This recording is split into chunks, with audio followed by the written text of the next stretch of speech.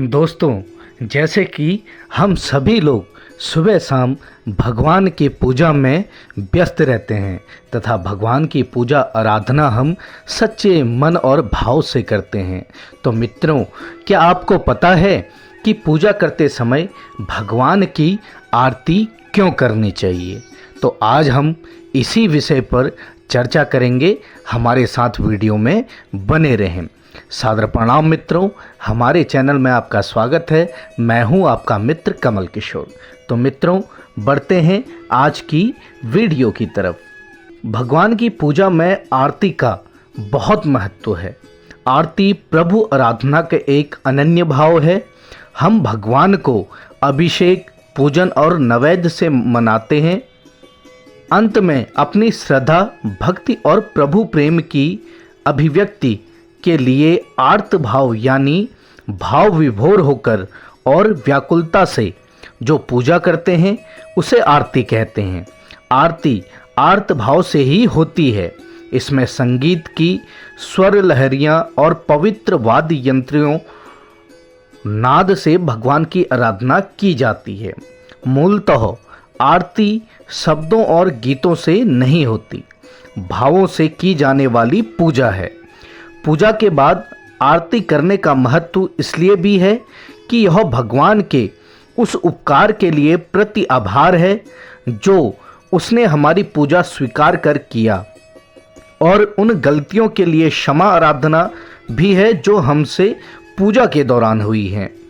आरती से हम भगवान का आभार तो मानते ही हैं, साथ ही उन सभी जानी अनजानी भूलों के लिए क्षमा प्रार्थना भी करते हैं। इसलिए आरती का भाव आर्त माना गया है। आरती भावनाओं की अभिव्यक्ति तो है ही, साथ ही इसमें संपूर्ण सृष्टि का सार और विज्ञान भी है। आरती के प्रारंभ में शंखनाद, फिर चंवर डुलाना, कर्पूर और धूप से भगवान की आरती करना, जल से उसे शीतल करना और फिर विभिन्न मुद्राओं से आरती ग्रहण करना परमात्मा द्वारा रची गई सृष्टि के प्रति अपने आभार और उसके वैभव का प्रतीक है। इस विज्ञान को हम समझें तो यह सृष्टि पंच तत्वों से मिलकर बनी है।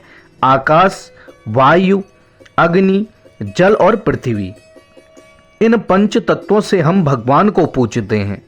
इस सृष्टि को रचने, उसमें सब सुख संपदा देने और हमें मानव जीवन देकर इसे भोगने के उपकार के प्रति हम भगवान का धन्यवाद करते हैं और उसके भगवान के निकट रहने, उनकी कृपा में रहने के लिए आर्त भाव से प्रार्थना करते हैं। शंख आकाश का प्रतीक है।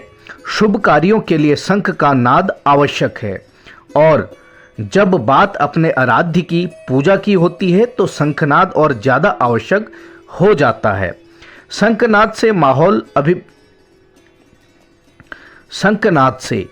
माहौल भक्तिमय होता है और साथ ही वातावरण में एक सकारात्मक ऊर्जा का संचार भी होता है।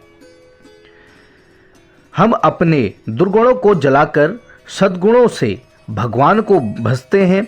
उसमें यह प्रार्थना भी करते हैं कि हमारा जीवन सदैव अंधेरे से प्रकाश की ओर आगे बढ़े और हमारे दुर्गुणों और अहंकार का सदैव शरण हो और सद्भाव और सदाचार के पथ पर हमेशा भगवान की कृपा रूपी रोशनी मिलती रहे।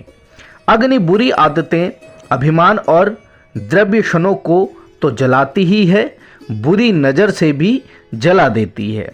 एक सच्चा सेवक अपने स्वामी को बुरे नज़र से बचाने के लिए अग्नि से उसकी नज़र उतारता है। वैसे ही हम भगवान के इस सौम्य रूप को कुदृष्टि से बचाने के लिए उनकी आरती उतारते हैं।